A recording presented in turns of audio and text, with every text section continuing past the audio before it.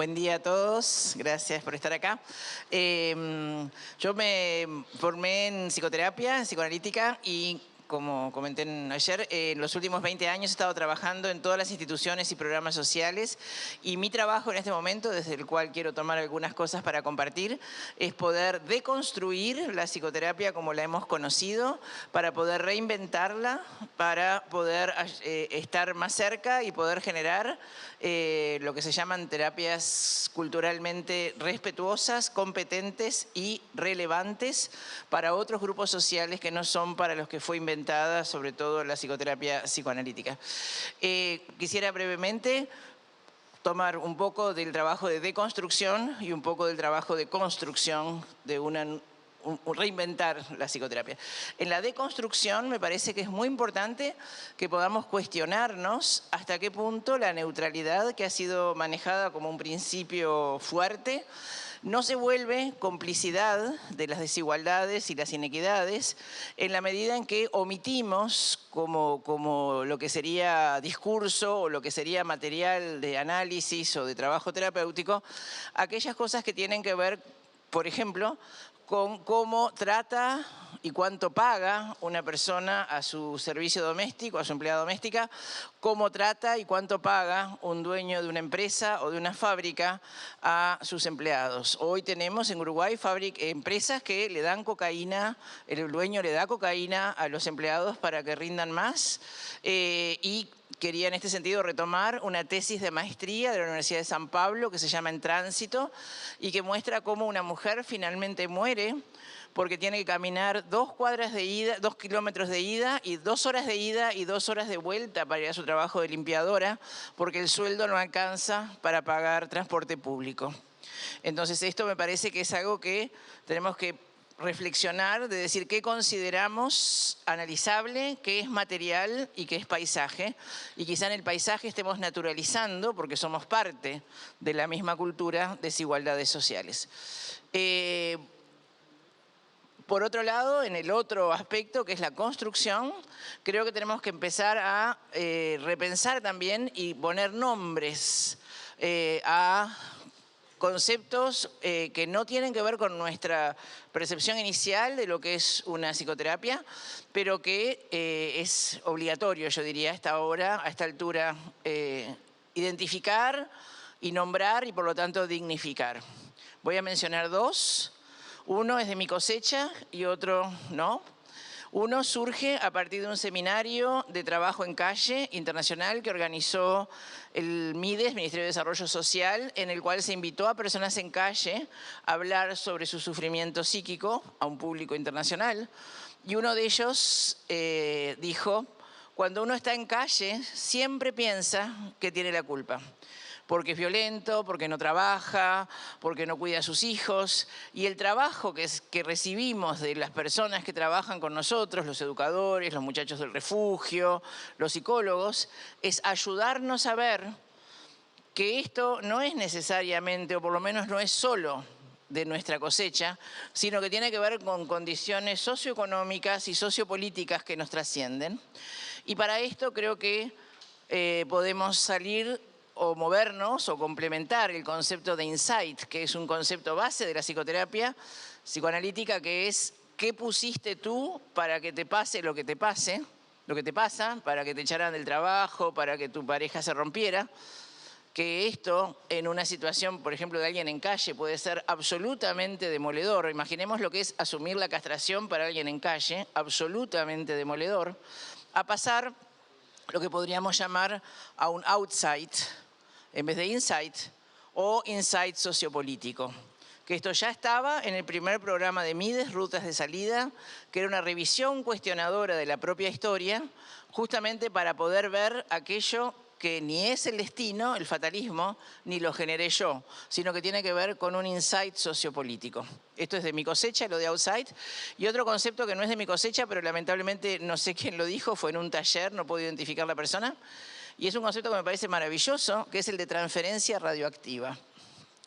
¿Qué quiere decir esto? Cuando yo, psicólogo, trabajo con alguien, el concepto de transferencia es que yo puedo ver al otro como poderoso y maligno porque le estoy colocando, estoy depositando en él, en realidad, imágenes internas de personas de mi vida privada que han estado en mi pasado y que ahora veo afuera. Ese es el concepto de transferencia.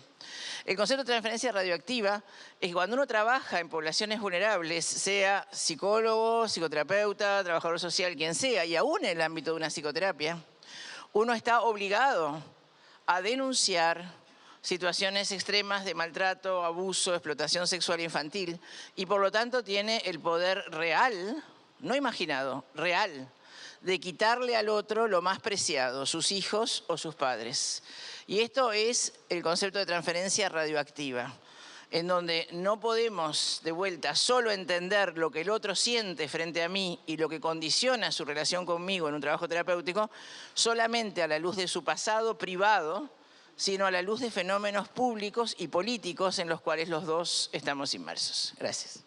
Buenos días. Quería compartir con ustedes 4 escenas. Primera escena.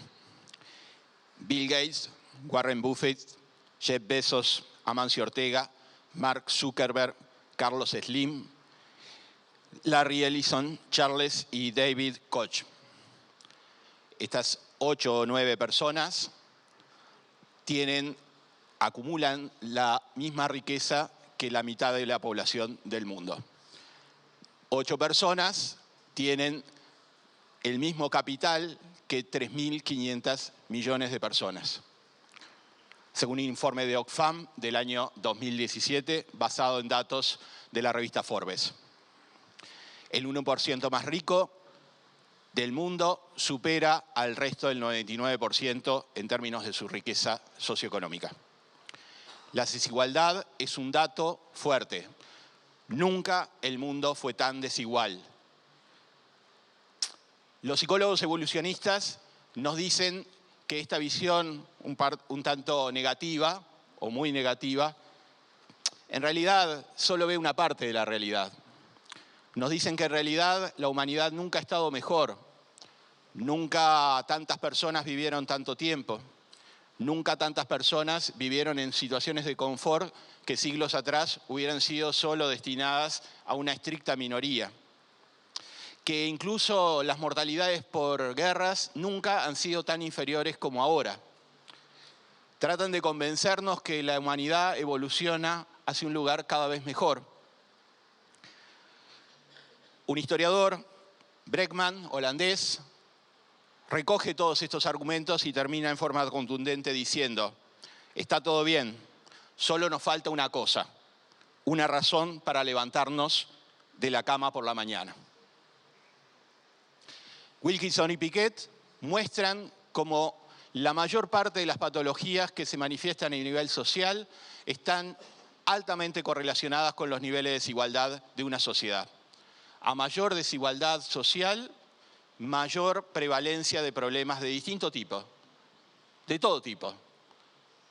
Todos los problemas que se plantean como de mayor prevalencia social, desde los problemas adjudicados a la salud mental, hasta problemas que tienen que ver con hábitos que parecen individuales, pero que en definitiva no lo son, problemas alimenticios, consumo de sustancias, accidentes, violencia. En un mismo país, estos autores muestran que en las zonas donde hay mayor desigualdad, también hay mayor prevalencia de todos estos fenómenos. Es parte del modelo de desarrollo, es parte de las bases mismas de la idea del neoliberalismo. La generación de la desigualdad y al mismo tiempo la culpabilización de los individuos por el lugar que les ha tocado en esa escala. Complementado con un imperativo, el imperativo de ser feliz, que pasa por los esfuerzos supuestamente de los individuos tomados como sujetos aislados. Segunda escena, la de un modelo de desarrollo que está poniendo en riesgo de extinción a las distintas formas de la vida.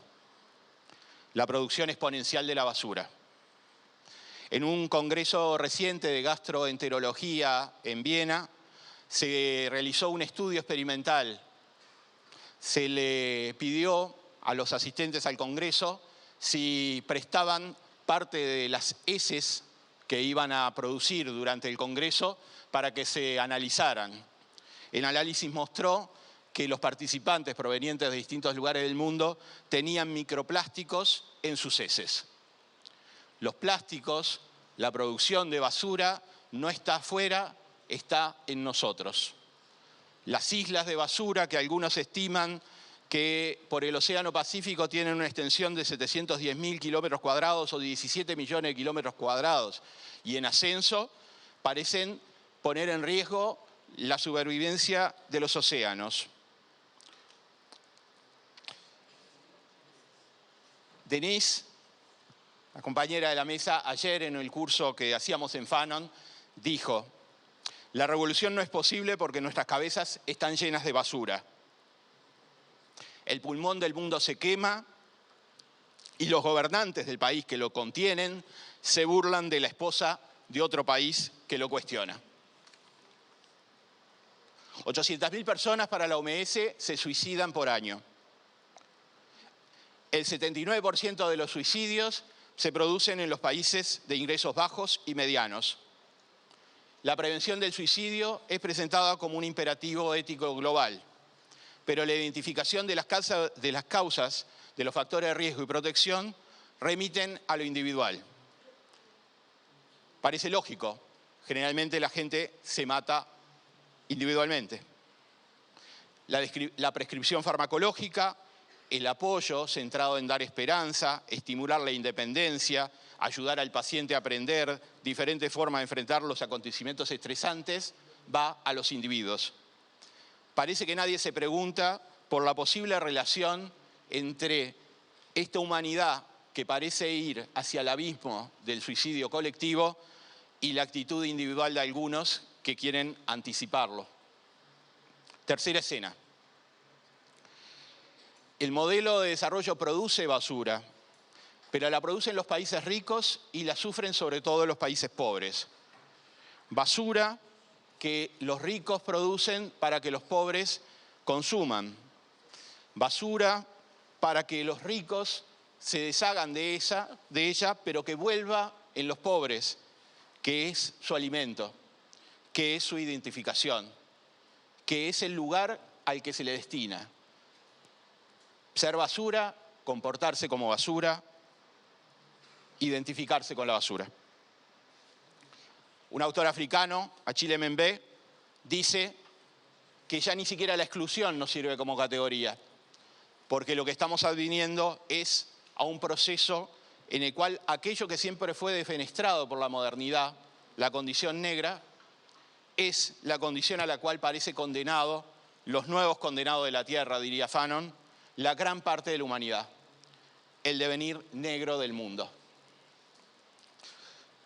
La robotización promete para algunos un tiempo de mayor libertad para disfrutar el tiempo de ocio, para poder hacer actividades que normalmente las horas de trabajo no lo permitirían. Pero para muchos abre un futuro incierto de cuál va a ser realmente el lugar que puede llegar a tener, si es que tiene un lugar en el futuro que se nos avecina. Un amigo que se dedica a temas de inteligencia artificial me hizo una pregunta. ¿Cuánto tiempo crees que pasará para que las redes de máquinas superinteligentes que hemos inventado se pregunten: ¿para qué era que precisábamos a los humanos? Cuarta escena. Escucho en el Congreso Interamericano de Psicología pasado hace unos meses en Cuba a Ian Parker, aquí presente, diciendo que los psicólogos somos los expertos del alcantarillado. Ese parece ser nuestra funcionalidad en este tiempo de abrumadora y obscena desigualdad.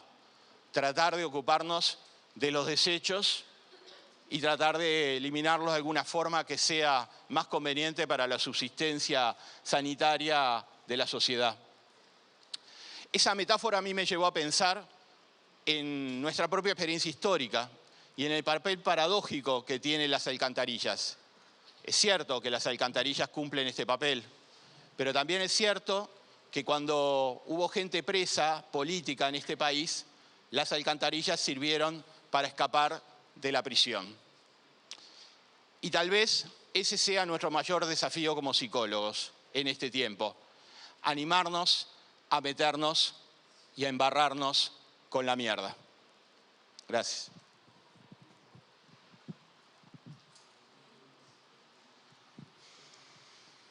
¿Hay alguien? Después.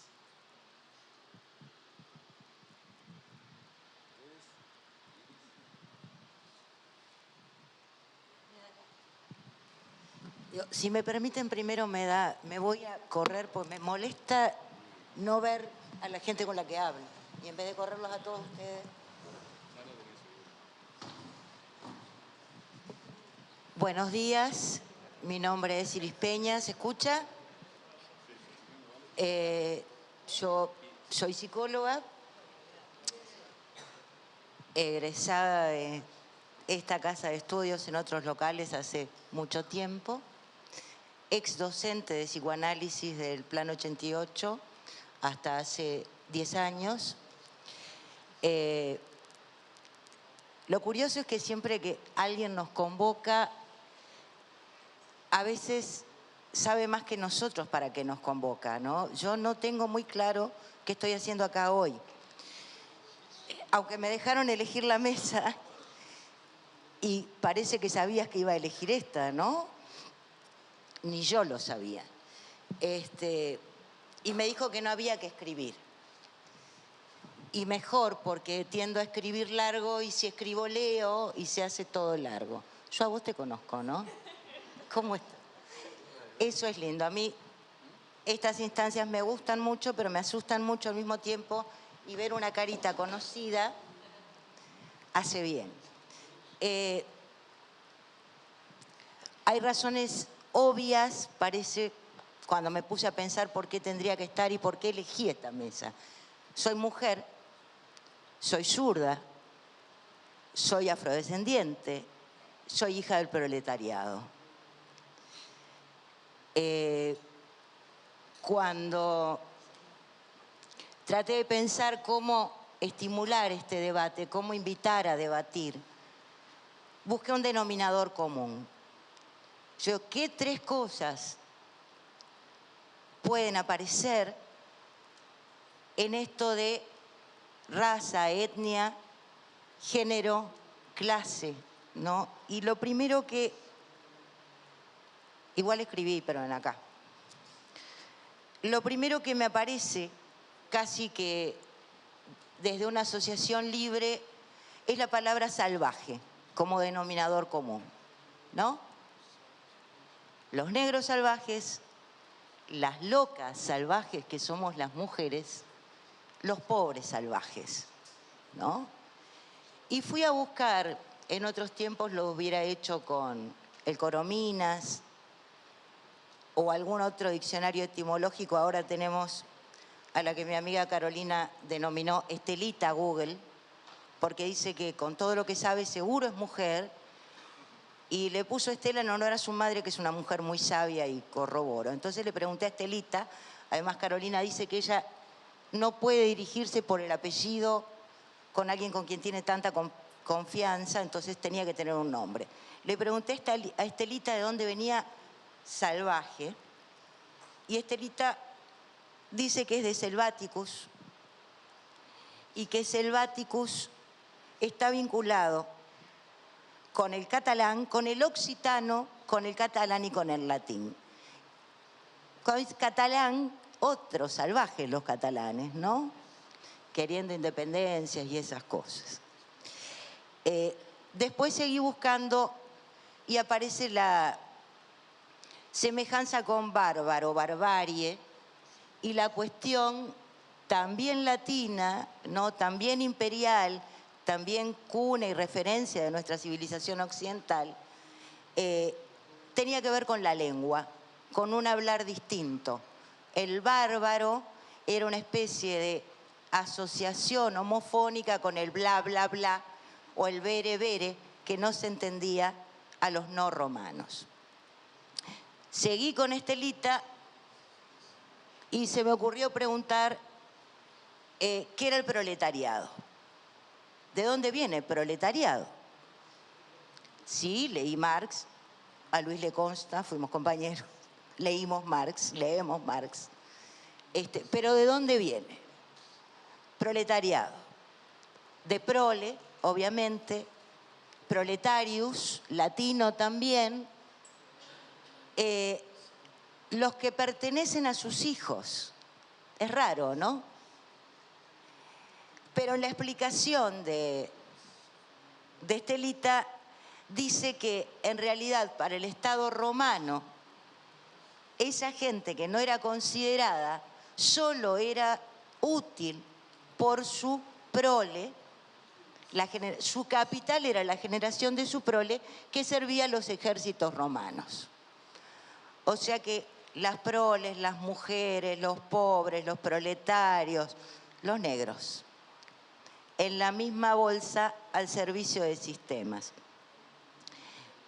Por ejemplo, para tirar algunos datos, en esto de lo que Gorgias llamaba el logos, ¿no? Porque ya desde el principio está entreverada la historia de lo distinto, pero lo distinto en relación a lo que es entendido como lo uno, occidental, cristiano, no pobre, varón, heterosexual.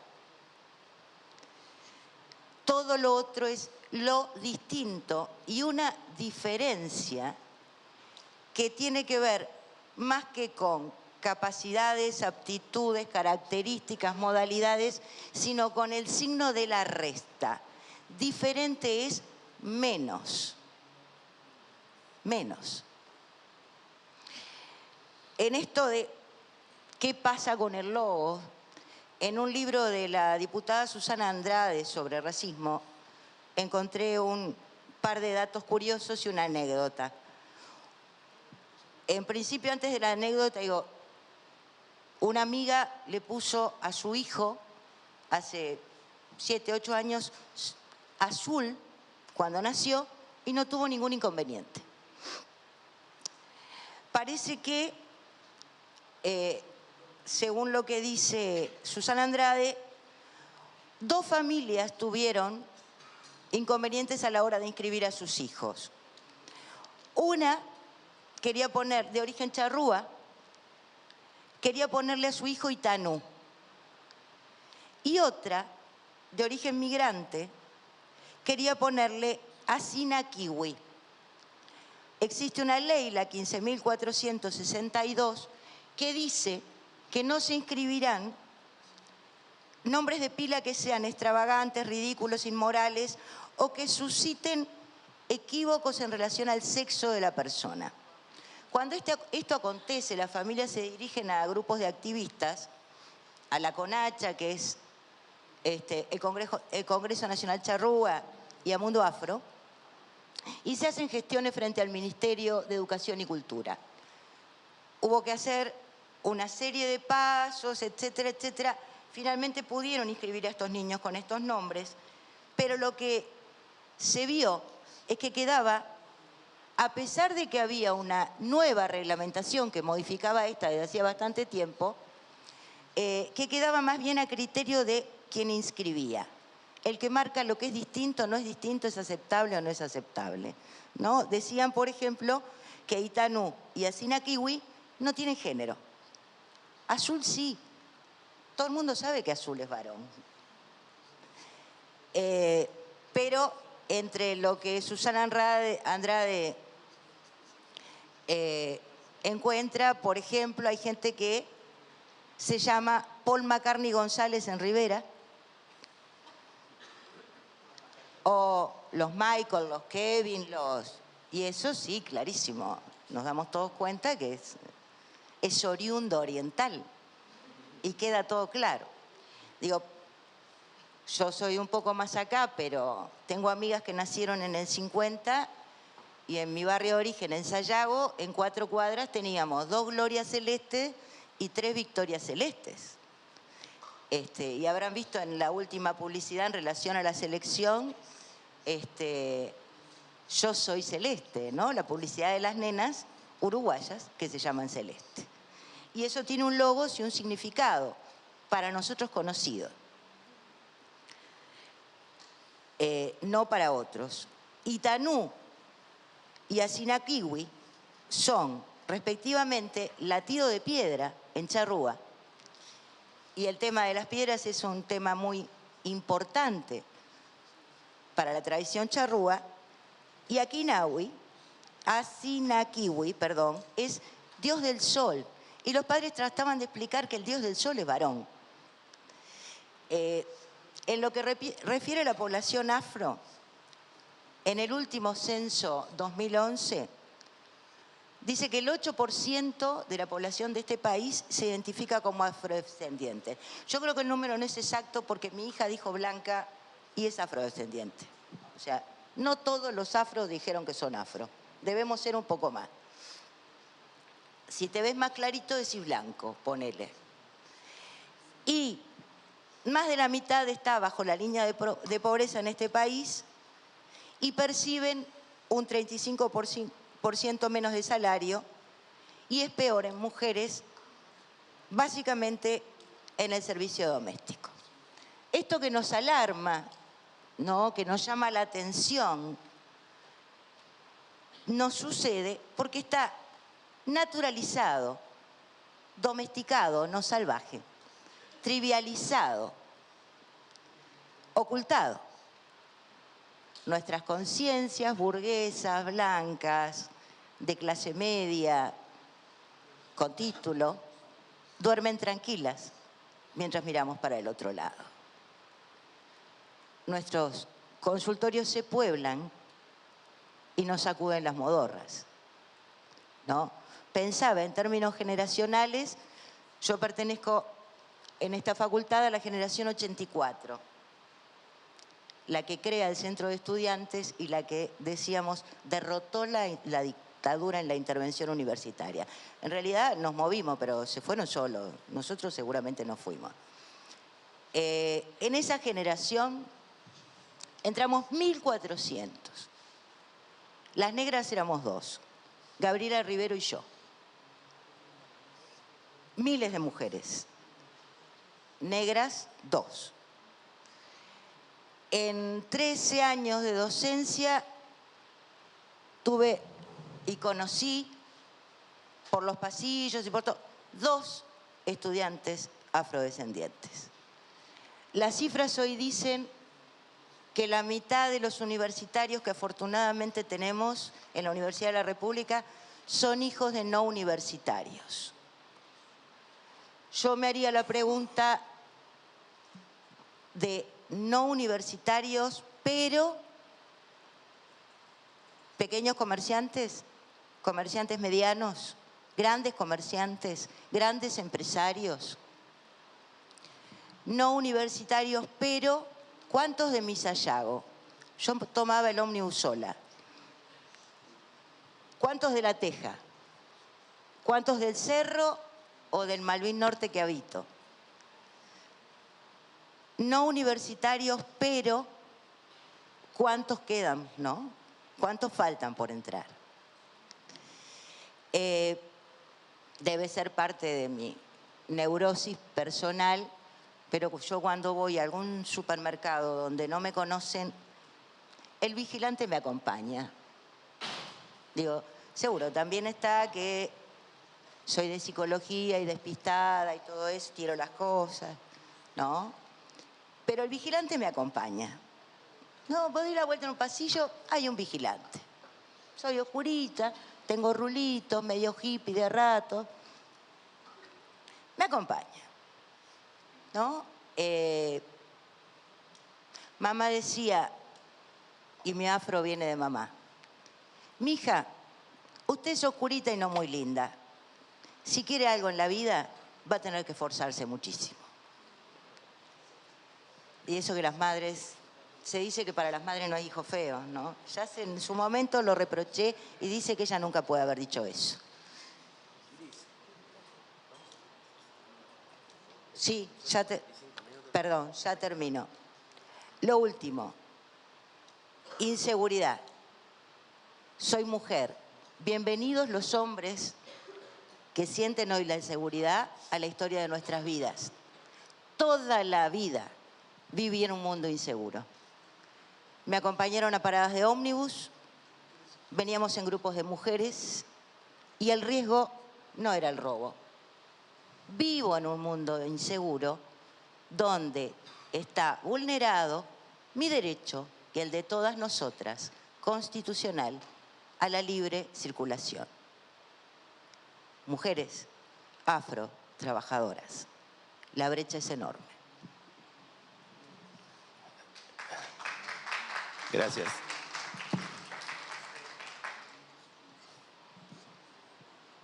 Fernando. Bueno, en realidad cuando me invitaron a la mesa me pasaron dos cosas.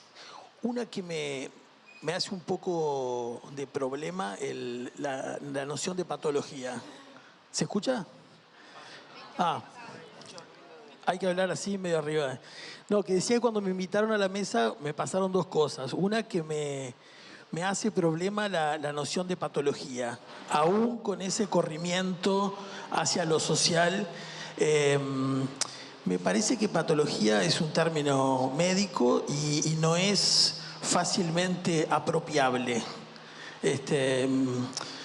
Yo trabajo en el campo del psicoanálisis, pero también en el campo de lo queer y de lo decolonial. Y la apropiación de determinados términos, incluso términos que son originalmente insultos, es una práctica que me parece políticamente interesante, pero me parece que la noción misma de patología no es muy fácilmente reapropiable o apropiable. Más bien me parece un término a dejar caer. Eso en primer lugar. En segundo lugar me pasó respecto de la idea de sufrimiento, de clase, de sexo y de raza.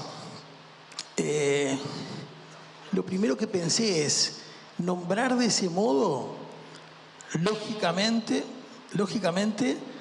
da cuenta de que hay una sociedad que entonces sí o sí, lo admitimos y lo decimos, es clasista, es racista, es machista y un largo etcétera, ¿no?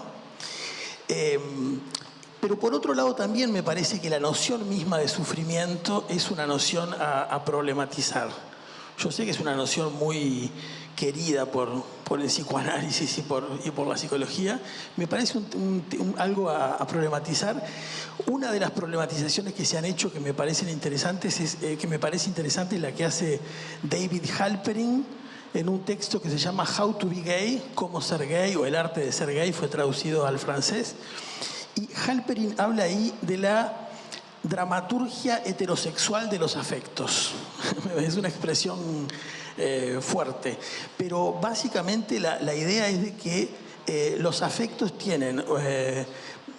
Anoche vine a una mesa que se llamaba Estética del Sufrimiento y pensé decir algo de estas cosas, pero al final no me animé. Pero los afectos tienen una dimensión performática que rara vez se la ve. Se les tiende a asignar una dimensión de verdad. Incluso Lacan, cuando habla de la angustia, el único afecto que no miente. Bueno, yo creo que todo eso tendría que ser problematizado. Los afectos tienen una dimensión performática y decir performática es decir política, en el sentido de que hay determinadas performances que esta sociedad heteronormada, clasista, racista, machista, cis, etcétera, etcétera, ciertas performatividades que son habilitadas y otras que no, o son desestimadas, en fin. Entonces, me pareció interesante participar, pero solamente para plantear todos los problemas que me hace esta convocatoria.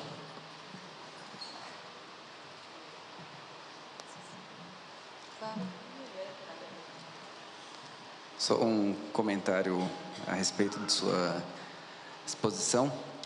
Bom, eu tenho tentado pensar o arquivo do alienismo no Brasil no século XIX. Não? Sim, sim.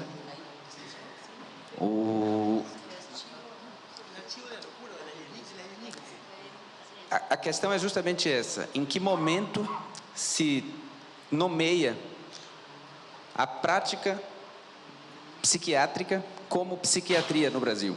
Existe uma transição, uma política das nomeações que joga em torno de uma série de dispositivos diferentes e de arquivos diferentes também, entre a feitiçaria, no século XVIII, o alienismo e a psiquiatria. Uma espécie de transição tripla entre essas três nomeações. O que é muito interessante porque tem toda uma interpretação do sofrimento, mas também da insubordinação dos africanos, da insubmissão, das revoltas, pelo paradigma da loucura. Ou seja, todo o alienismo brasileiro e grande parte do que se constitui como a medicina tropical baiana, como a medicina legal, tudo isso que vai sendo construído ali no século XIX, vai fazer uma interpretação, sobretudo do mestiço, né, como louco, estruturalmente louco. O mestiço é o grande problema porque ele é louco, né, e ele se revolta, o africano também se revoltava porque ele é louco, né. Eu acho que essas... tem um estudo muito interessante de um psiquiatra brasileiro, chama Nina Rodrigues, Raimundo Nina Rodrigues, da transição do século XIX para o XX, que se chama As Coletividades Anormais. Nesse estudo, nesse livro, tem um texto que se chama Lucas da Feira. Lucas da Feira foi um criminoso, um afrodescendente criminoso, preso diversas vezes por tumultos, por conflitos com a lei. E ali, Nina Rodrigues vai fazer um estudo psicopatológico da revolta, como se a questão da insubordinação e da submissão tivesse intrinsecamente ligada O que eu quero mostrar, no fim das contas, é que tem uma articulação muito interessante entre o que é da ordem da loucura e o que é da ordem da raça. Uma articulação muito boa e muito fértil no arquivo do alienismo brasileiro. Isso para chamar a atenção para esse ponto e também para convocar, para tentar mobilizar um campo de pesquisa, de investigação que volte ao arquivo para justamente capturar as nomeações no seu funcionamento, para que a gente não caia na tentação tipológica de nomear funcionamentos em geral. O arquivo, ele expõe, efetivamente, funcionamentos muito diversos na sua materialidade. E eu acho que talvez seja, provocando a discussão, um ponto interessante para fraturar a homogeneidade dos discursos, né? Porque um hospício, por exemplo, eu tenho pensado no hospício, em alguns brasileiros, mas no asilo, um hospício baiano da Bahia, no Brasil, que se chamava Asilo São João de Deus.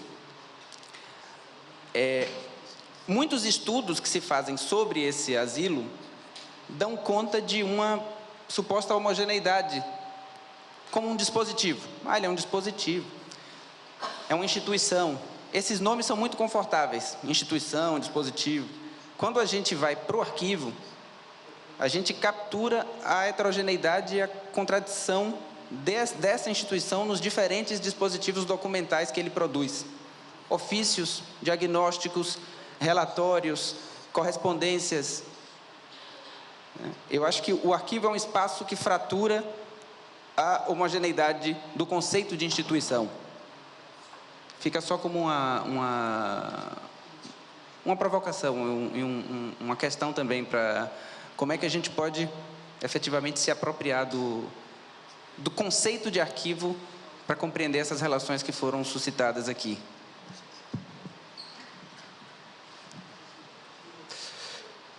Me quedé pensando en la intervención de Fernando, que también a mí me pasó cuando me invitaron.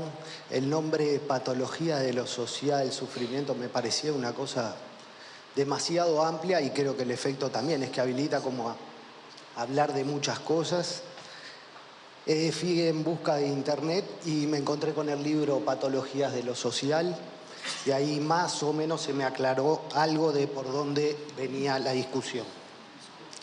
En ese sentido me parece interesante porque también me hace obstáculo la palabra patología, incluida en lo social, más allá del trabajo sesudo que hacen en el libro de cómo correr algo de eso, hay algo que me parece que no pasa, que es como una dificultad que todavía se sostiene. Tiene que ver como con un posicionamiento de la ciencia y en ese sentido la ciencia crea determinadas hipótesis que construyen una realidad y eso tiene determinados efectos y me parece que ahí hay que ver, a mí se me plantea la pregunta que me parece que no es menor, que es ¿qué significaciones éticas tiene eso? Porque la noción de raza, de cualquier tipo de denominación patológica, da cuenta de ubicar algo en un lugar y tiene un aspecto totalizante que en algún sesgo tiene un lado imperialista que no lo pierde, ¿no? Hay que ver cómo se busca, capaz que en otro tipo de políticas que pueda construir otro tipo de ciencias, donde contemple determinados discursos, donde en algún sentido haya lugar a las distintas formas de vida y que no se transforme en una guerra de subjetivación.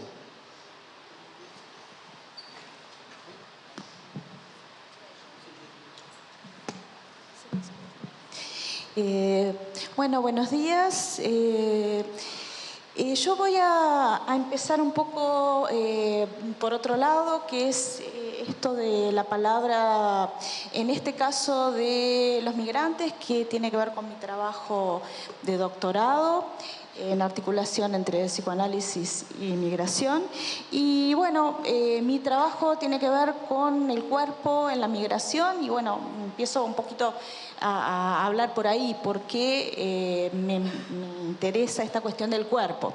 En lo que he podido escuchar en distintas instancias, tanto clínicas como de circulación, por espacios donde se comparte el cotidiano con migrantes, hay seguidamente vivencias de extrañamiento con relación al cuerpo que pasan por este tipo de comentarios de, bueno, no me reconozco más en mi cuerpo, siento que mi cuerpo es otro, cambié, no sé qué me pasa, y a veces esto también se manifiesta en cambios en la imagen del cuerpo de cierta radicalidad, como adelgazar muchísimo o engordar,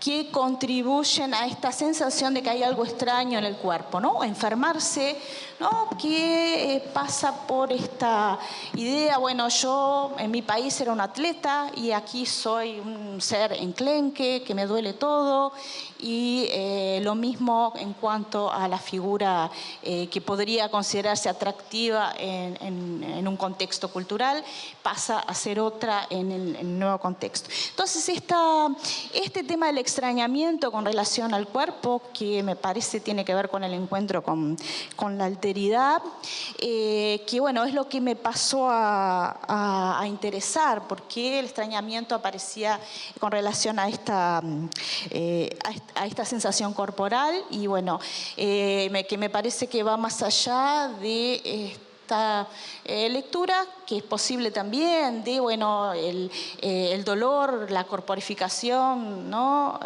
Del dolor psíquico, ¿no? Como en los procesos de duelo o en los procesos de pérdida, que hay algo más que pasa por esto, porque no es solamente la corporificación del dolor, sino este comentario que viene como anudado de que hay algo extraño, no me reconozco, no soy la misma persona, no soy el mismo cuerpo, ¿no?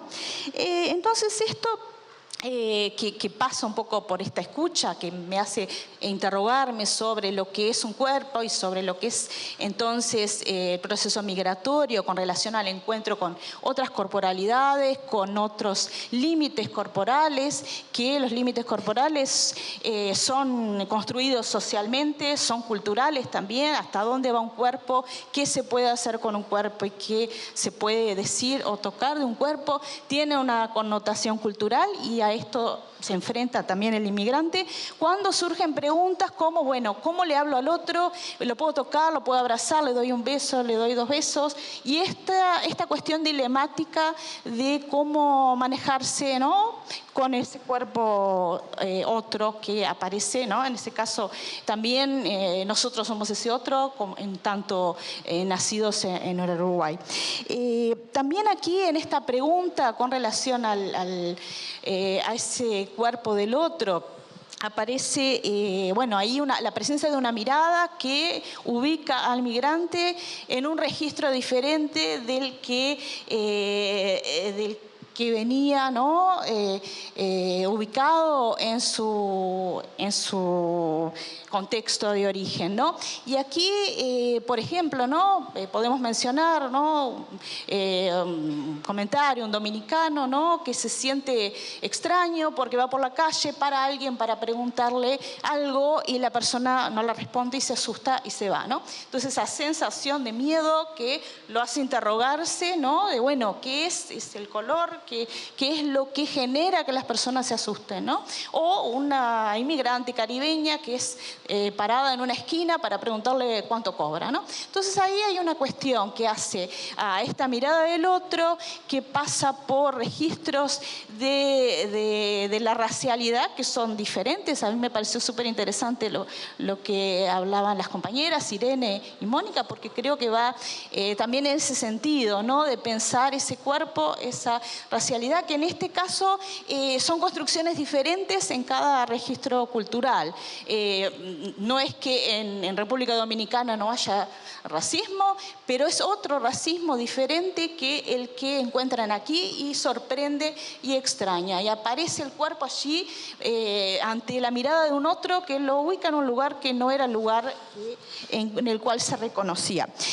Por otro lado está lo que se puede escuchar también en estas dudas con respecto al lenguaje mismo. Yo estoy trabajando sobre todo con caribeños, es el idioma español, pero bueno, dentro de la lengua hay elementos que en una lengua son cumplidos y en otra lengua son considerados, usando lo que está más en boga hoy, acoso sexual, ¿no? Entonces esto es un dilema continuo de los migrantes, ¿no? ¿Qué puedo decir que digo, ¿no?, en esto de hablar mi amor, mi rey, mi reina, ¿no?, y es tomado por el otro como algo del orden del acoso, provocando un extrañamiento? Entonces aquí es interesante pensar en esto de también los distintos atravesamientos de discursos que son globales, que nosotros podemos pensar, ¿no?, las narrativas hoy sobre el Me Too y los movimientos feministas, que yo me los imagino como una especie de onda, ¿no?, que van atravesando diferentes lugares, diferentes localidades, pero de alguna forma se interpretan y penetran con más o menos intensidad con relación a cómo son las estructuras de desigualdad, los discursos sobre lo que es ser hombre y lo que es ser mujer en cada lugar.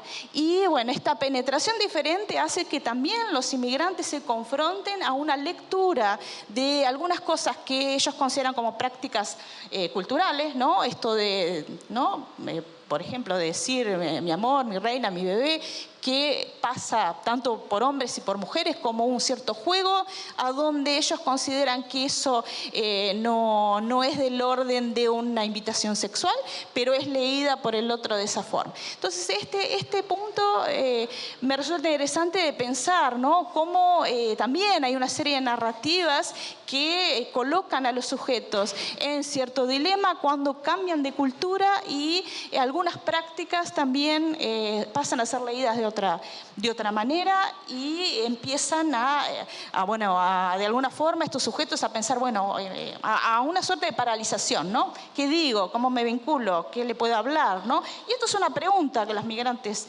hacen. Bueno, yo no sé qué decirle. Si le digo tal cosa se enoja, ¿no? Si le hago un comentario, no comas aquello que vas a engordar, bueno, mis compañeras de trabajo no me hablan más, ¿no? Y esto genera un extrañamiento porque hay diferentes versiones de lo que sería un cuerpo femenino atractivo que están en juego allí y que discordan, ¿no? Y bueno, entonces esto me parece que aquí tenemos esas dimensiones, ¿no? De lo que es esas narrativas globales que atraviesan y que van penetrando de formas diferentes de acuerdo a los contextos.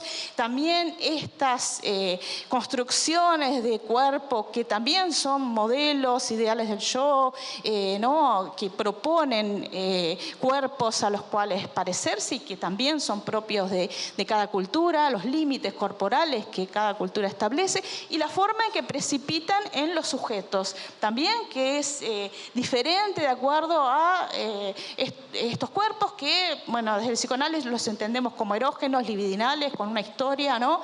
Que de alguna forma marca una singularidad. Entonces, bueno, en esa articulación donde uno puede empezar a pensar todas estas dimensiones y, bueno, es un campo que me parece que ahí la palabra de los migrantes nos confronta con algunas cosas, ¿no? Nos dice también de procesos sociales y de narrativas sociales y de modos de trabajar la alteridad que son cuestionadores, ¿no? Y que me parece interesante como, también como algo que retorna sobre nosotros.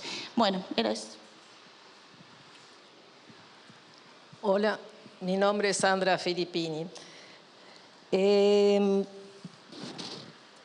A partir del título de esta actividad, yo me planteé justamente de qué otra manera se podía leer la cuestión del patos, que no fuera desde una clasificación o desde la enfermedad. Y justamente patos tiene que ver con pasión y con cierta cuestión que voy a intentar ponerla en juego de manera performática respecto al discurso. Por un lado, cuando tú planteabas hoy lo de aceptar estar en la mierda de las alcantarillas, pensaba que la práctica del psicoanálisis tiene que ver justamente de estar de alguna manera aceptando, primero que nada, la propia mierda y luego la que escucha de los otros. Por otro lado, me preguntaba desde qué lugar hablaba y no podía hacerlo desde ninguna identidad, porque justamente si hay algo que la práctica del psicoanálisis pone en cuestión es que uno pueda sostenerse desde una cierta identidad que diga qué es uno.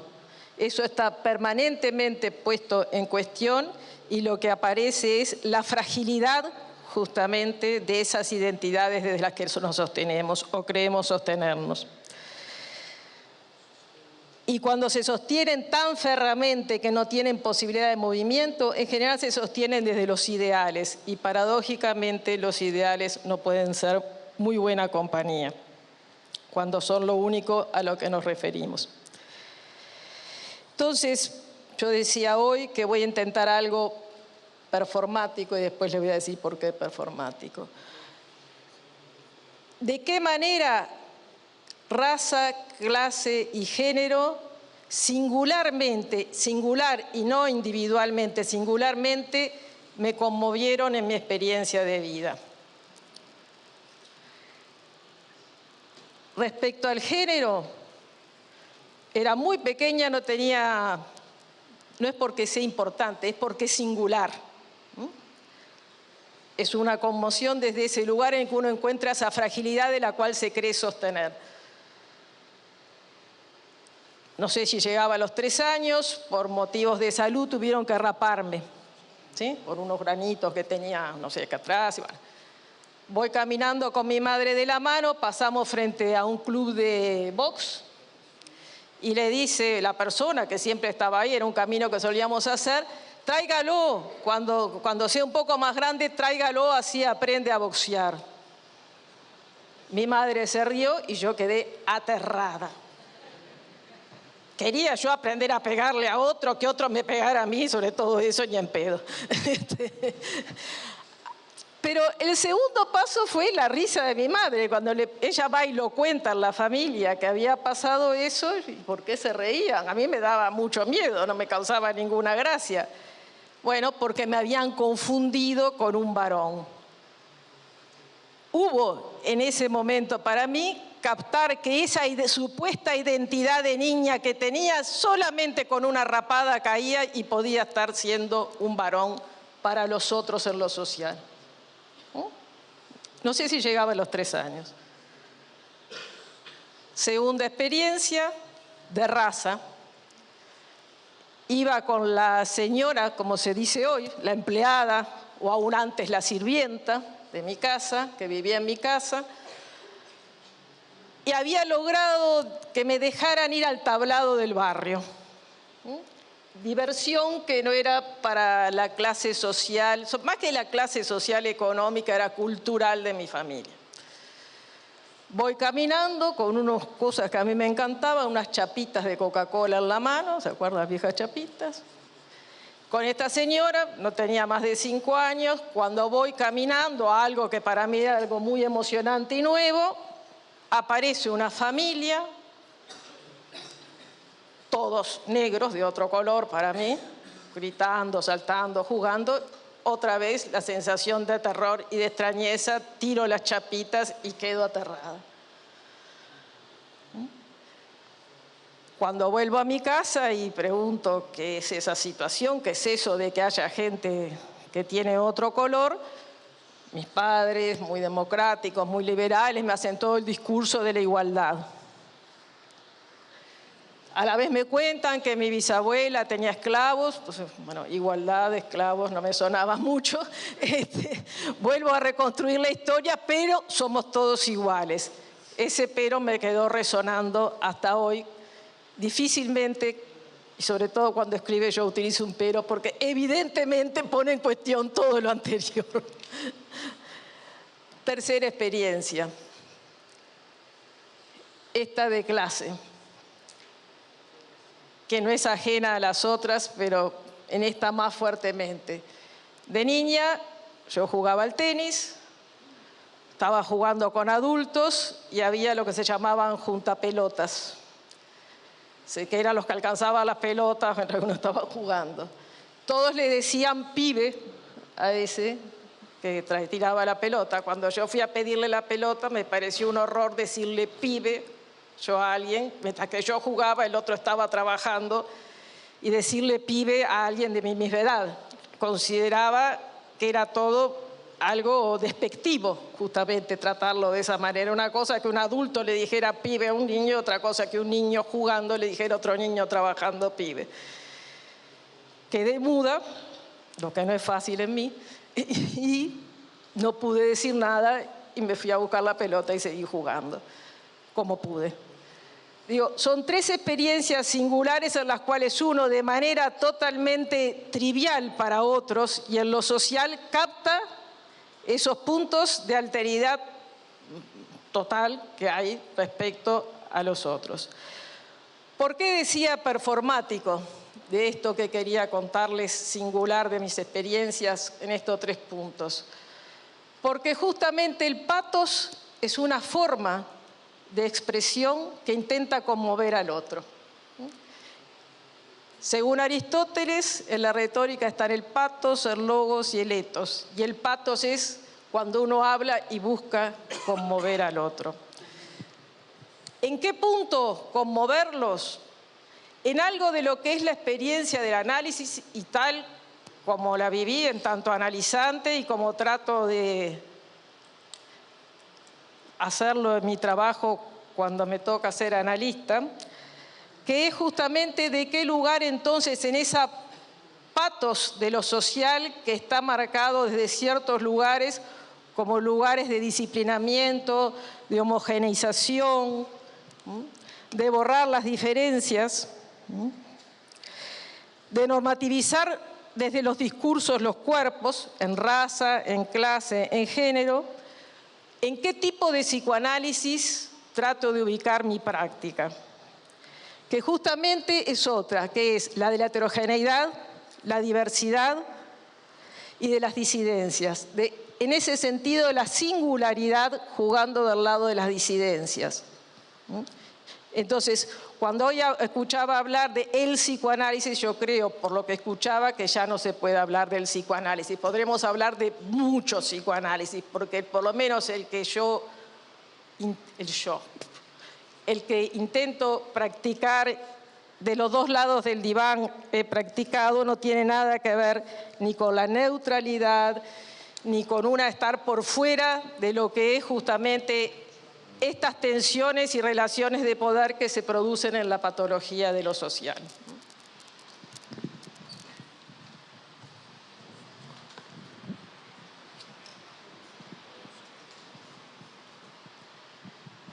Bom, eu vou tentar ser breve. Ao escutar a colega, eu me lembrei de uma experiência infantil.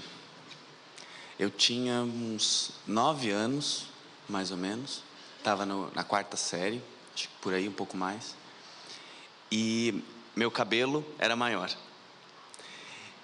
E não lembro em que circunstâncias, mas eu me vi em frente da sala e a professora penteando meu cabelo na frente dos colegas. E era uma experiência um pouco incômoda, mas também de cuidado e cômica.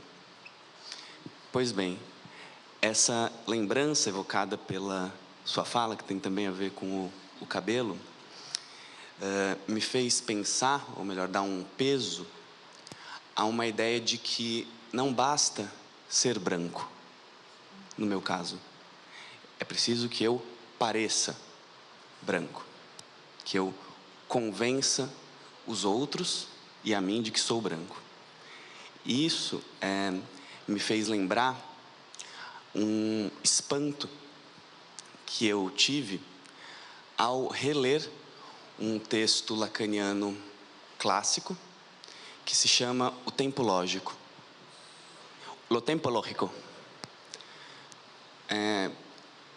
Provavelmente vocês conhecem esse texto lacaniano, e é um texto no qual está em jogo basicamente 2 coisas, no sofisma.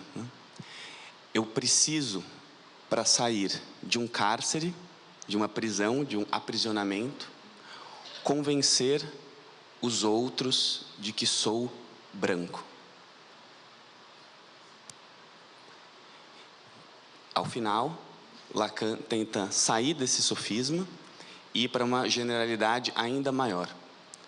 E o texto, Tempo Lógico, termina com um redobramento desse sofisma, na qual eu escapo da barbárie ao assumir que sou homem.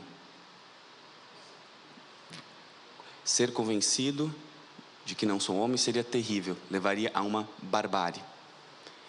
Portanto, acho que eu teria um pouco de cuidado ou reticência em afirmar que é possível falar de uma singularidade tão descolada dessas determinações, porque a cada vez que a gente se aproxima, tenta se aproximar de um universal neutro, ele parece que vai se revelando cada vez mais branco e masculino.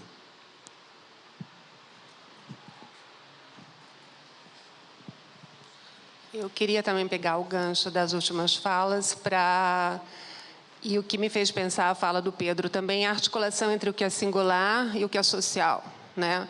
Eu pesquiso um fenômeno brasileiro que é a nova classe média. Foi a ascensão de cerca de 35 milhões de pessoas de um país inteiro, né, que saiu da pobreza para um status de mais dignidade econômica. Mas não em termos de trabalho, em termos de renda, e sim em termos de consumo, porque a partir da crise de 2008, uma resposta do governo brasileiro, da crise internacional, foi facilitar o crédito. E dentro do espírito, então, do paradigma neoliberal, que cria, né, identidades por meio do consumo, e dentro do paradigma neoliberal, onde a oferta cria a demanda, e não o contrário, houve um certo convencimento, uma narrativa, a construção de uma narrativa sobre a chegada, então, dos brasileiros ao status de classe média. Em 2011, anunciou-se, né, aos brasileiros que nós éramos um país de classe média. Pela primeira vez na história, 55% da população poderia ser enquadrada nesse patamar. Para que isso fosse possível, criou-se um adjetivo, nova classe média, que justamente negava a essas pessoas o status de uma verdadeira classe média. Mas, surpreendentemente, o que as pesquisas mostram, e o meu trabalho é baseado em pesquisas, né, é que as pessoas se identificaram com isso. E uma pesquisa feita em 2012 mostrou que 70% das pessoas que ascenderam socialmente desse grupo não se chamava classe pobre, nem classe trabalhadora, nem classe média. Nem nova classe média, eles eram classe média.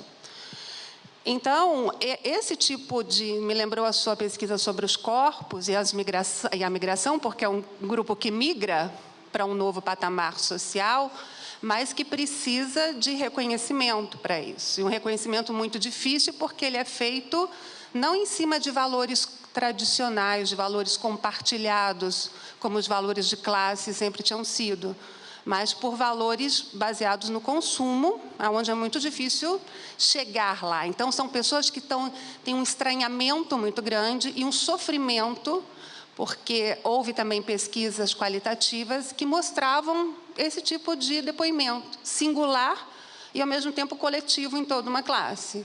A singularidade era quem eu sou, né, aonde eu estou, como se estivessem sempre atrasados para uma festa. É uma expressão que o Sennett usa.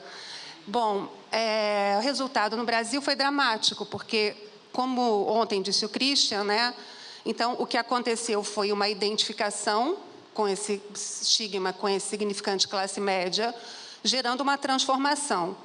Mas a transformação agora num registro sintomático, ou seja, indutora de sintoma, porque buscava-se uma significação para o que era ser classe média.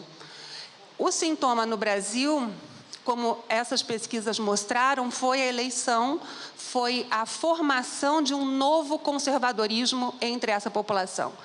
Isso estava nas pesquisas, isso foi escrito. Eu tive a oportunidade de escrever, outros pesquisadores escreveram 5 anos antes da eleição do Bolsonaro.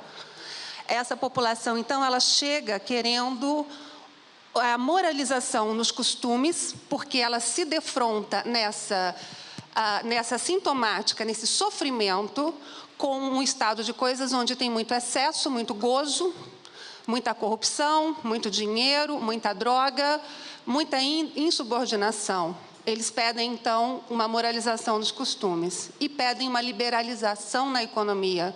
O exemplo disso é a liberalização dos telefones no Brasil, que gerou o barateamento, né, da questão de telefone celular, etc. Bom, então, é só para tratar disso, né, dos efeitos desse estranhamento, desse deslocamento, dessa migração, né, dos efeitos políticos disso. No nosso caso, gerou, né, um caminho que hoje, só para finalizar, que também acho que as pesquisas estão tentando mostram, né, mas a gente está tentando fazer essa interpretação na linguagem aqui desse nosso grupo de trabalho, é que foi até uma pergunta feita ontem. Como, então, que a gente passa de um registro, de um estatuto de povo, para um estatuto de massa, para um estado de massa? Ou seja, quando que a gente deixa de ser uma comunidade que é definida em termos de valores, ou território, ou língua compartilhada, né, para um estado de enamoramento, de hipnotismo, como Freud descreve na questão em Psicologia das Massas. Eu acho que isso fica muito claro também no Brasil, porque é no momento em que essa classe, justamente esse deslocamento da classe média dos valores tradicionais para valores que lhes são impostos, né, vão transformar o governo que eles escolhem em um governo de psicologia pop, como também foi dito aqui, psicologia pop, psicologia popular. Então, hoje, o atual governante, ele tenta atuar em cima de questões morais e deixa a distribuição de riqueza, ou seja, os assuntos que são típicos da polis, a luta pela distribuição de poder, livre. Mas ele regula, né, o lado moral com base em um sistema que é de psicologia, porque, por exemplo, ele tenta combater o homossexualismo, mas ele parte de uma premissa de que o homossexualismo é um desejo, porque ele é um desejo e não mais um gene, um rene. Porque hoje no Brasil, no Rio de Janeiro, essa semana, eles estavam proibindo livros na Bienal que mostravam jovens enamorados. Da mesma forma, né, ele compulsa, ele fere o Congresso Nacional quando elogia um torturador, né, que foi o Carlos Alberto Ustra. A Hannah Arendt, em Origens do Totalitarismo, ela chama atenção exatamente para isso, que uma chave para as políticas da Gestapo foi abandonar o conceito de asilo.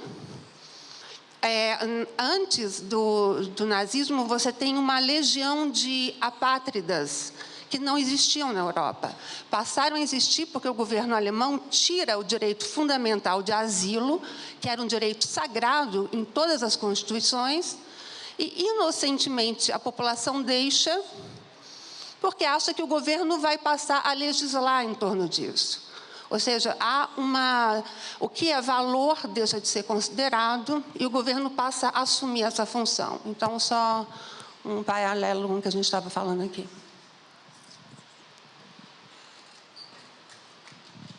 Bom dia. Bom, a princípio eu ia fazer uma fala, mas como é um debate, é uma mesa de debates, eu penso que vale dialogar com algumas ideias que foram trazidas e que são muito importantes para o tema deste debate. Há corpos que são mais corpos que outros. Fanon nos traz essa provocação. Mais tarde teremos uma conferência da Érica que falará sobre o Fanon, então não vou me deter tanto nessas questões que ele nos traz, mas vou trazer algo que me tem me feito questão desde o primeiro dia da jornada, que nós vamos nomeando e tentando dialogar com alguns corpos mais do que outros. Parece que a gente vai dividindo entre corpos e sujeitos. E ontem, numa conversa à noite, nós chegamos a falar sobre isso, de um certo incômodo, que às vezes, que pela repetição nós vamos percebendo que, quando nós vamos falando, por exemplo, dos corpos negros, os corpos LGBTs, os corpos dos migrantes, os corpos, né? E ontem eu tentei fazer uma fala para nos provocar para pensar a questão do estrangeiro, no sentido de que o estrangeiro está em nós, né? E que a gente tenta nomear o estrangeiro nessas categorias também, aí pensando enquanto categoria, dessujeitando estes corpos. Então, muitas vezes, quando nós vamos nomear estas pessoas, nós vamos nomeando como corpos. E nós vamos dessubjetivando, de alguma forma, também. E se nós pensarmos que não há sujeito sem corpo, então nós devemos pensar que como nós podemos, talvez num esforço contrário de pensar que como a gente pode dar corpo ao que a gente vai nomeando talvez como sujeito. Por quê? Porque, de alguma forma, quando nós vamos nomeando este corpo que é negro, este corpo LGBT, nós vamos dizendo que, né, de alguma forma, há menos corpo em alguns sujeitos. E algo que o Fanon critica de forma muito importante assim, na obra dele é dizer que isso é uma tentativa de dizer que, no caso do negro, mais especificamente, mas a gente poderia dizer de outros corpos que nós estamos dizendo aqui, é uma forma de você animalizar.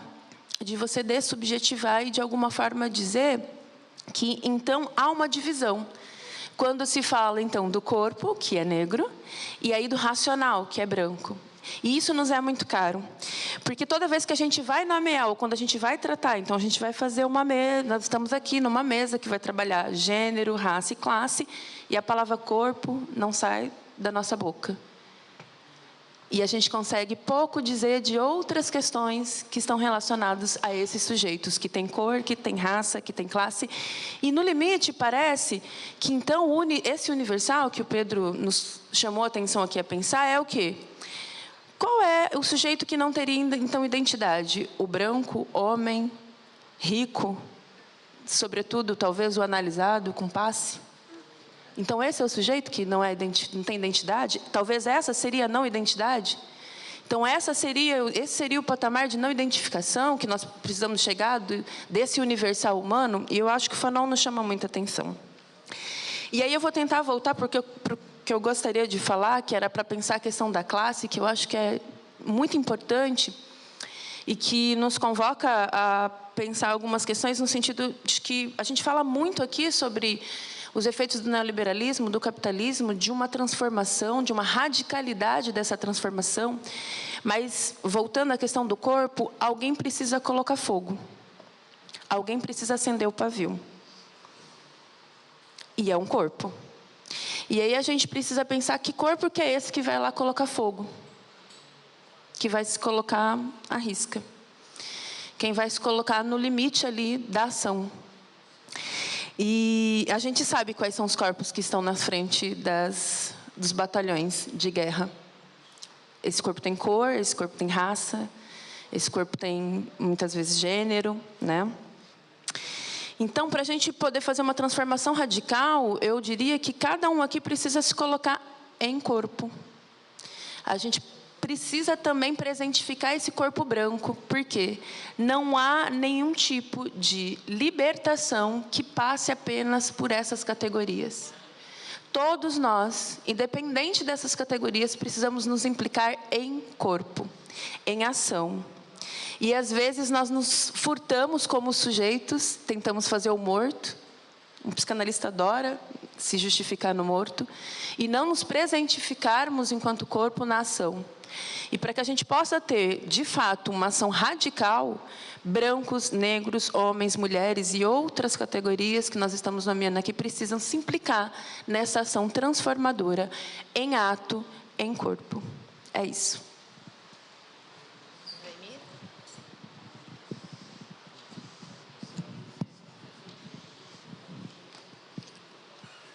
Bien,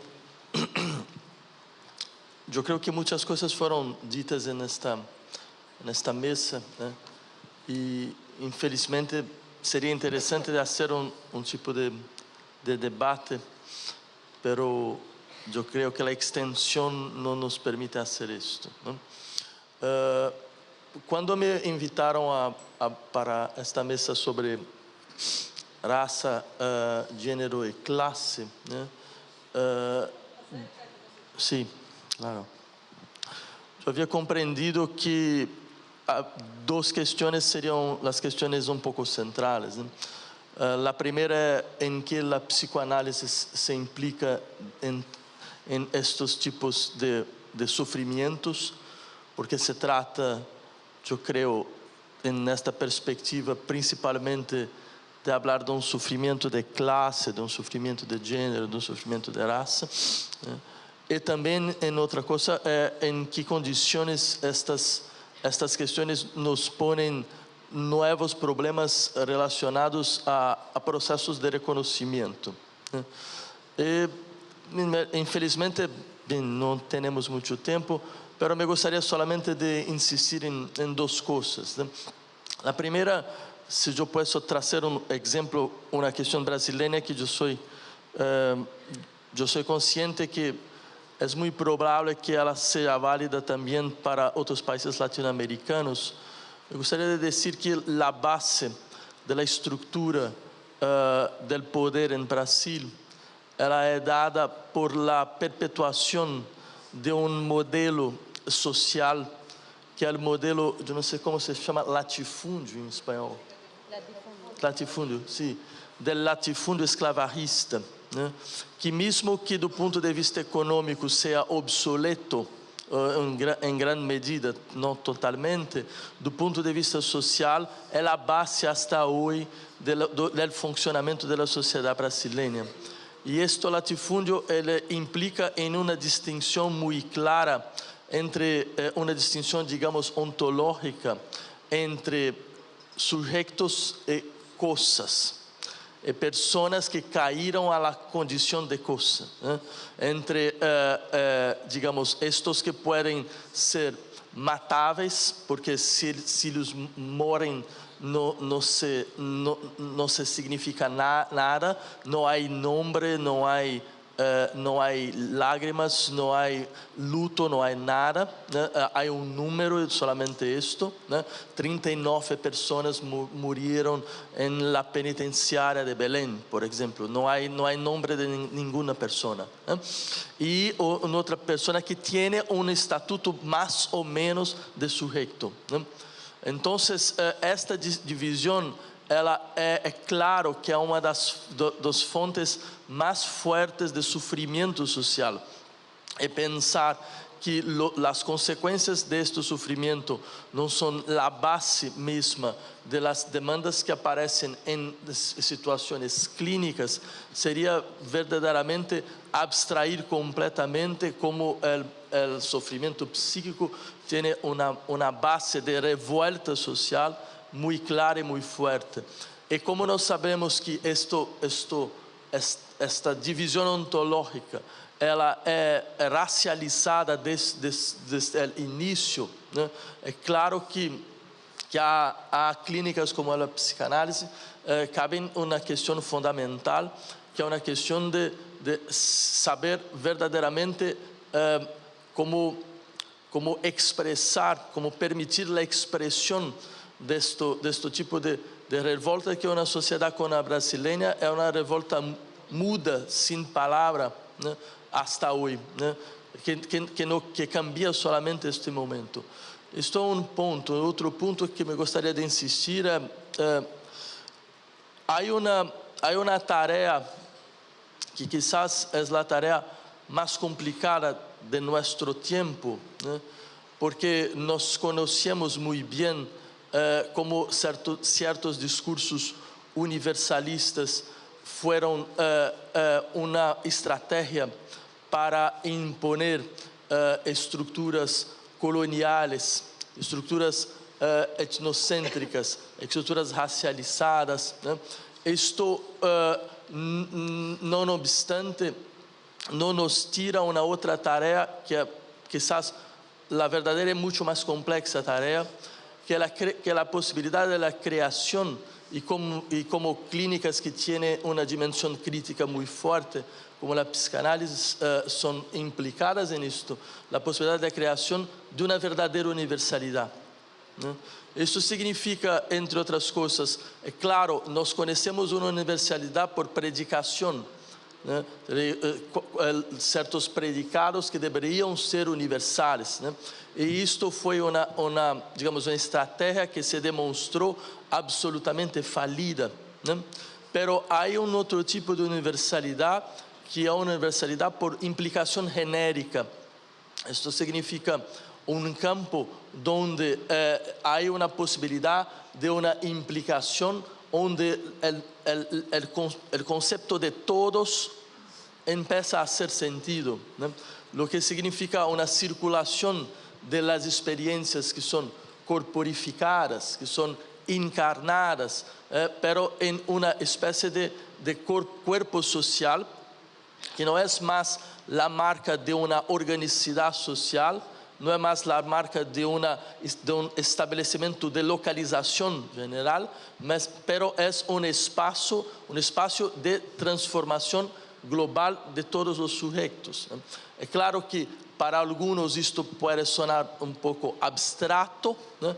Porque nós sabemos quão difícil é esta colocação, pero me gostaria de insistir que tudo que hasta hoje é importante, um dia sonou abstracto. Era isso.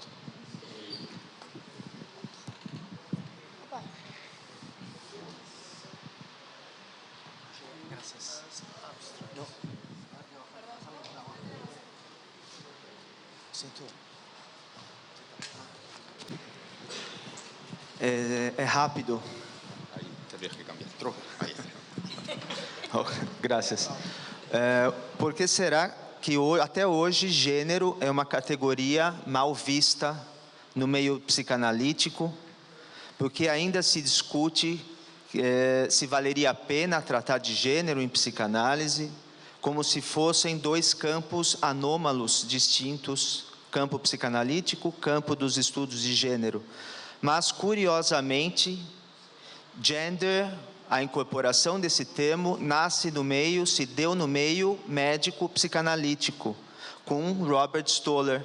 E só depois foi incorporado pelos Culture Studies, ou os que veio a ser os Gender Studies. Os Gender Studies leram a psicanálise, leram Freud e Lacan.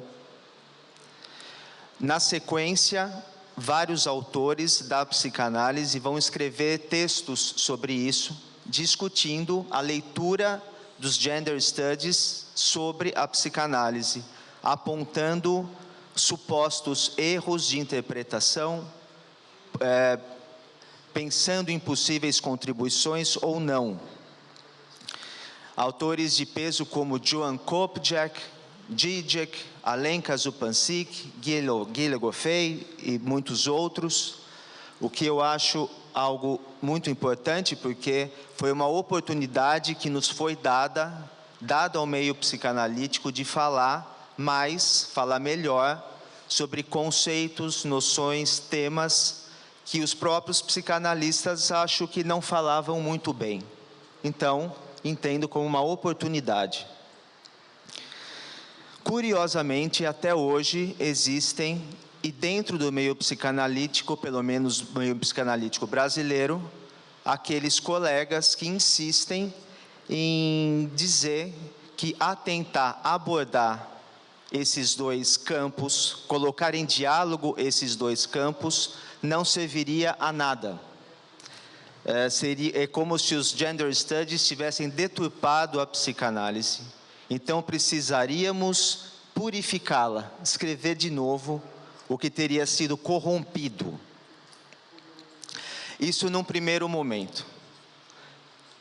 Mas, para o meu espanto, agora, ano passado, um autor muito conhecido também, psicanalista, escreve um livro pretendendo desler Lacan. E, bom, ele acompanhou todo esse debate que eu venho tratando, ele acompanhou o que a Joan Kopjak escreve, por exemplo, e todo o avanço que ela passou a discorrer sobre a psicanálise em diálogo com os estudos de gênero. Mas mesmo assim ele coloca a seguinte citação, e eu acho importante ler, para a gente saber o nível do debate, porque se mantém ainda aí. E diz assim: gênero é uma categoria cretina. Como que fala cretina? Imbecile. Gênero é uma categoria cretina inventada por quem não gosta das mulheres enquanto héteros, enquanto o diferente, em favor do mesmo, como se pretendesse manter o mesmo. Bom, não precisamos nem falar do erro que existe nisso a respeito da interpretação do que é gênero. Mas o pior é um psicanálise centrismo, a gente pode dizer assim. Querer falar que gênero não serve a partir dos próprios critérios do que se julga importantes para a psicanálise. Então, o meu ponto é, por que existe ainda esse rechaço a gênero? Rechaço a essa aversão ao que a história do gênero, a história dos Gender Studies, a que gênero veio, a que gênero serve, porque isso ainda continua nesse momento dentro da psicanálise, a quem interessa isso. Não à toa, talvez seja o mesmo movimento, semana passada O governador do estado de São Paulo, Dória, ordenou o recolhimento de apostilas de estudantes de escolas de 8ª série, no qual existia um texto discorrendo sobre gênero, diferentes modalidades de gênero, cisgênero, definindo o que é heterossexual, homossexual, transexual. Era um texto informativo. Porém, isso foi, de acordo com Dória, isso incitaria algo como uma ideologia de gênero. Um termo, uma expressão que não existe nos gender studies.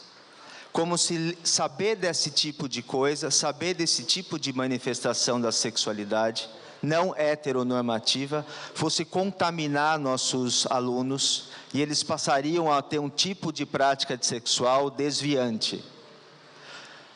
Não parece o mesmo movimento? A quem interessa, por que isso se mantém, tanto no meio psicanalítico quanto no meio público, não levar em conta a história de gênero e dizer que gênero é o que ele não é. Então, é esse ponto que eu queria colocar.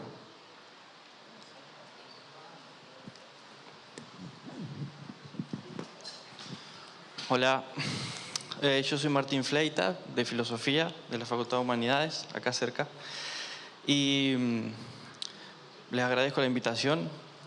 Mi tesis de doctorado fue sobre patologías sociales y alguien creyó que yo tenía algo que ver con esto. Me voy a parar en algunas cosas que estaba esperando qué era lo que podía aportar, a ver dónde podía decir algo con decencia y utilidad. Me parecía que se puede pensar, o nos podemos parar a pensar si tiene sentido hablar de patología social o de patología de lo social, que son cosas bastante diferentes. Entonces, tal vez me gustaría recoger un poco las... Me parece que se estuvo hablando mucho de patologías sociales, pero no de patología de lo social, ¿no? O sea, hay como una tesis implícita en muchas de sus presentaciones e inquietudes que tienen que ver con que las situaciones de ciertos grupos socialmente dadas, más o menos aventajados, determina o influye en el tipo de patologías que eventualmente van apareciendo en el DSM, ¿no?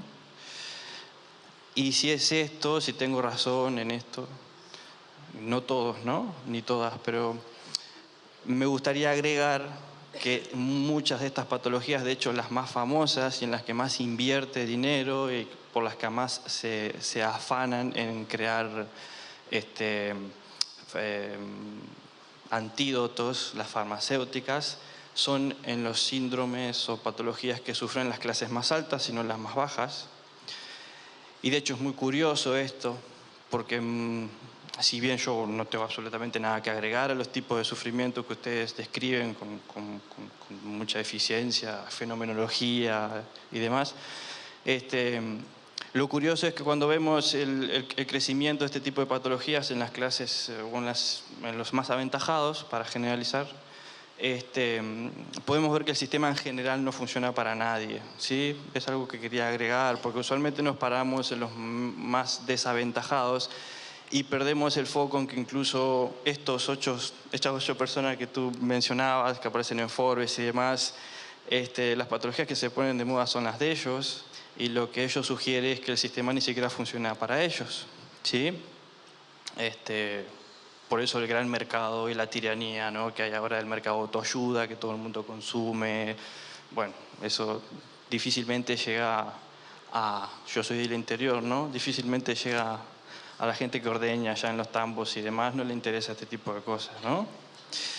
Y después lo otro, que era sobre el concepto de patología de lo social. Ojo que esto que acabé de decir, ¿no?, o sea, da para muchísimo más, porque yo comparto muchas sospechas con el estatus de esta gente, ¿sí?, llamémoslo intelectuales, académicos, profesionales, en las cuales me incorporo también, de dónde sale esta autoridad para andar señalando con el dedo, qué diagnóstico. El término diagnóstico a mí me resulta polémico, ¿sí? No es que esté en contra de él, sino que cuando lo queremos pasar a un nivel sociológico, me parece de mucha responsabilidad, ¿sí? Esto es algo que en filosofía social se viene, sobre todo en la Escuela de Frankfurt, creo que el primero que lo utiliza es Jürgen Habermas, en la teoría de la acción comunicativa, y después hay como seguidores de esto, pero para mi gusto son muy, muy responsables a la hora de usarlo, ¿no? A la hora de hablar de gente con presuntos estados de autonomía mermados o presuntos estados de conciencia debilitados. Eso me parece muy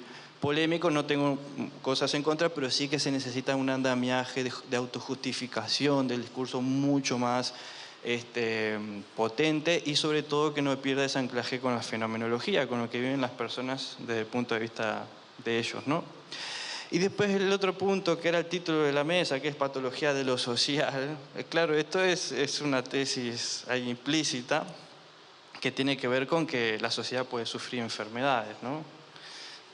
Esta idea de que la sociedad es un organismo vivo que se reproduce, ¿no? Que viene, no sé, Platón en la República hablaba de que el Estado podía sufrir 4 enfermedades, ¿no?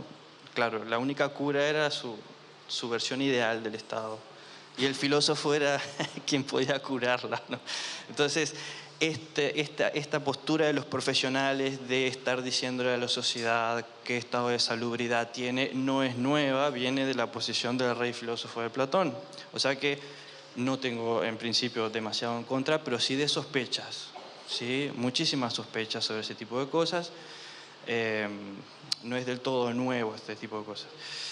Entonces, para hablar de patología de lo social, hay un conjunto de presupuestos ya en esa afirmación, en esa nomenclatura, que me parece necesario tener en cuenta. Y cuando hablamos de patologías sociales, me parece que estamos en otra área, que creo que es a la que apelan todos ustedes, que es desconstruir cómo hay una genética histórica y social detrás de cada presunta enfermedad. Le llamo presunta enfermedad justamente por la variabilidad de la construcción de los cuadros diagnósticos y de sus tratamientos, ¿no?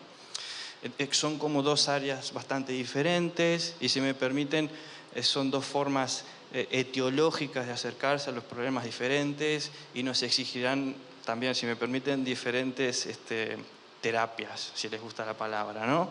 A mí me gusta muchísimo el concepto, me parece muy peligroso también, los dos, el de patología social y el de patología de lo social, que me parecen líneas de investigación interesantísimas, pero que tienen como una raigambre, obvio, etnocéntrica, todos ya somos conscientes de eso, pero que habría que ver con qué éxito se puede aplicar a esos lugares del mundo donde la sociedad no puede ser vista como una organicidad, ¿no? Como un ser vivo, ¿no? Latinoamérica pasa en todo el mundo esto, menos en algunos países de Europa, pero en América Latina es una hibridación lo que tenemos, no estoy diciendo nada nuevo, ¿no? ¿De qué tipo de enfermedad podemos hablar de la sociedad latinoamericana? Cuando digo esto, me acuerdo de algún antecedente que puede ser muy bonito, que es un filósofo mexicano que en los 70 decía básicamente que los latinoamericanos éramos unos histéricos, ¿sí? Que nos gustaba sentirnos víctimas de los europeos, que los estamos acusando hasta el día de hoy de todos nuestros males, y que nos gusta eso, y que ese es el problema. El que sostiene esto, o sea, esto es una grosería de su tesis, ¿no? Nos acusaba de un término más bonito que es bovaristas, ¿no? De Madame Bovary. Es Leopoldo Sea, en su libro de Filosofía de la Historia Americana, y en su introducción dice justamente esto. Su solución era revisar un hegelianismo y demás, pero bueno, en definitiva, lo que quiero mostrar era que él sí hablaba de una patología de lo social en América Latina, pero no de las patologías sociales en América Latina. Eso. Gracias.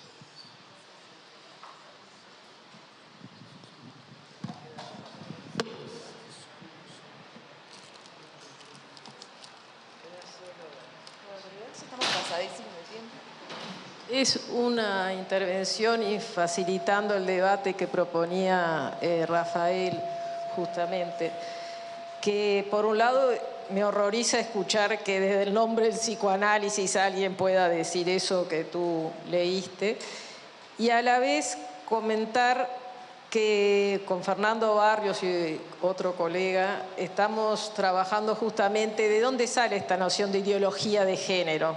que hoy se impone políticamente en muchos y que está teniendo un desarrollo muy grande. Y justamente no disimula su origen y su formulación la relación con la política. Es una discusión en torno a lo que ellos llaman el marxismo cultural.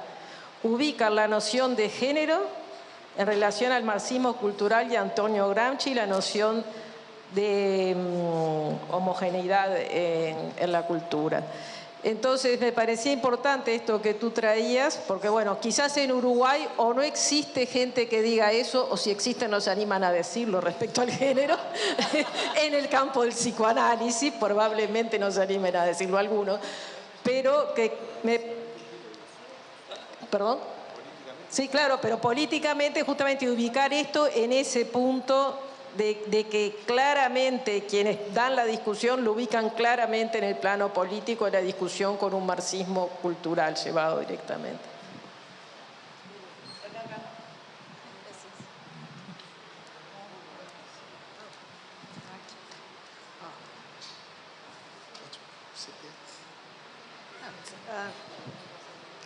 So much has been said that is so interesting. Yeah? Tantas coisas interessantes foram ditas acá. And I feel a little embarrassed because I am given many opportunities to speak, and I also want to hear very much what people have said. So I just make very few points now. Ella vai colocar apenas algunos pontos pequeños. So just to... okay. You worked so hard. So just to take some reflections from this discussion now that I think are really important. Escuché muchas cosas y quería justamente escuchar, por eso voy a hacer solo algunos pequeños comentarios y algunas reflexiones ahora. So there's the question of dignity and redignification, practices of redignification of those who have been excluded or marginalized. Un punto que me importa es marcar el tema de la dignidad y lo que llamaríamos prácticas de dignificación de aquellos que han sido excluidos o marginalizados. There's the question of which bodies are marked as closer to embodiment. Closer to embodiment? Which bodies are marked and which bodies are not marked. Uno de los puntos, por ejemplo, que quiero retomar es qué cuerpos son vistos como cuerpos marcados y qué cuerpos son socialmente vistos como cuerpos no marcados. I was reminded by your intervention of the fact that in it, the term alienist as the 19th century name for a psychiatrist. Tu intervención sobre los archivos de alienación, del alienismo, me recuerdan cómo este nombre de alienista era el primer nombre que se les dio a los psiquiatras. That's very important and helpful. And in Britain, in my country, the first piece of legislation, the law that was the first law to regulate immigration, was called the Aliens Act. Y en mi país, en el Reino Unido, la primera ley que se ha intentado para regular legalmente la inmigración se ha llamado justamente Acto de Alienación, referida a la alienación. Alien en inglés quiere decir extranjero, extraño. So there's a linguistic connection between psychiatry, if you like, and practices of exclusion of... O sea que hay una conexión lingüística que muestra esta conexión entre las prácticas psiquiátricas y las prácticas de exclusión social y de discriminación. In much of my current teaching in my university, I train counseling psychologists. En lo que yo trabajo en la universidad haciendo docencia, trabajo con psicólogos formándolos en la técnica de counseling, que es terapia centrada en el cliente. And when I talk about this connection between alienists in psychiatry and immigration control, I think they think I'm making this up. Y cuando les hablo de la conexión, esta que muestra lo lingüístico, entre la psiquiatría y las prácticas de regulación del inmigrante considerándolo alien, considerándolo ajeno, los alumnos me miran como diciendo que lo estoy inventando, que es cosa mía. So just a couple of other reflections. Un par de otras reflexiones. We've talked about the question of misrecognition. Very important. Hablamos, se habló del tema del reconocimiento equivocado, misrecognition, o sea, reconocer al otro en el lugar que no es. There's the question of psychologization and the pathologization of protest. Se habló también de la psicologización y la antropologización de los actos de protesta social. Because if we're talking about social pathologies, we are making an implicit theory that it is the society that makes people mad. And if we label them as mad, we are reproducing that insult, that offense. Si hablamos de patología de lo social, patología social, estamos sugiriendo, lo que está sobreentendido, es que la sociedad enferma a los individuos, pero en la medida en que los colocamos en un lugar de enfermos, automáticamente los excluimos de esa misma sociedad. But there is, I think, a dilemma that when we mobilize these theories, that we either we impose a kind of a diagnosis or a categorization or theory of victimization. Pero cuando utilizamos estas categorías, movemos estos conceptos, sin darnos cuenta, estamos haciendo una revictimización. In which, because psychoanalysis is also a regime of the psychomplex. It's a psychomplex. It's part of the technologies of Porque no nos podemos psychologization. olvidar que el psicoanálisis es parte también de lo que se llamaría psicomplejo, que es parte de las tecnologías de patologización. The other part of the dilemma is that we, if we don't acknowledge this suffering, we are denying it. Otra parte de este dilema es que, por otro lado, si no reconocemos este sufrimiento desde nuestra mirada, en cierta forma lo estamos negando, le estamos negando existencia. If you think about the ways in which neoliberalism denies people their suffering and makes them turn trauma into post-traumatic growth. Por ejemplo, si pensamos en cómo el neoliberalismo niega el sufrimiento subjetivo y a las experiencias traumáticas las llama, les ponen la etiqueta de estrés postraumático. And finally, one term I don't think we have discussed very much, but is very much part of the questions of alienation and the discussion from Fanon, is about trauma. Un tema que no hemos discutido todavía, pero que está muy relacionado con lo que hemos hablado en el curso sobre Fanon y sobre la alienación, es el concepto de trauma. So trauma as an everyday social condition of life. El trauma entendido como una condición de la vida cotidiana que la vida misma nos implica. And in Fanon's writings, it's very clear that you don't have to have direct experience of racist or transphobic or sexist oppression to be traumatized by it. Y en el trabajo de Fanon es muy claro de que no es necesario de que tengamos personalmente la experiencia de traumatismo social a partir de género o de exclusión trans u otras condiciones de raza para estar también atravesados por ese trauma social. He describes, how something very small can trigger a whole range of associations that are part of a cultural history that one is forced to be identified with. Él muestra cómo a partir de muy pequeños detonantes, todos nosotros pueden, digamos, ser sujetos de una cadena de asociaciones que nos traumatizan, que tienen que ver con nuestras historias colectivas de traumas en nuestra historia colectiva. So I think, just to finish, that we need to be very careful about how we conceptualize this, this process of igniting the sequence of traumas. Y por lo tanto creo que hemos que ser, para terminar, extremadamente cuidadosos en nuestras posturas y nuestras prácticas que encienden estas secuencias colectivas e internas a la vez de traumatizaciones. So that we are trying to avoid the dilemmas that I was identifying just before. Y esto nos lleva a los dilemas que yo estaba justamente identificando. And also that when we are talking about, as in the theme of this round table, the pathologies of suffering around class, gender and race, how we understand the complexity of the relationships between class, gender and race.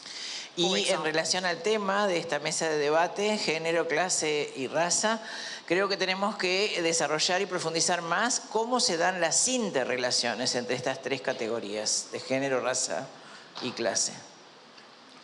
I think that's enough Ya for está. now. Thank you.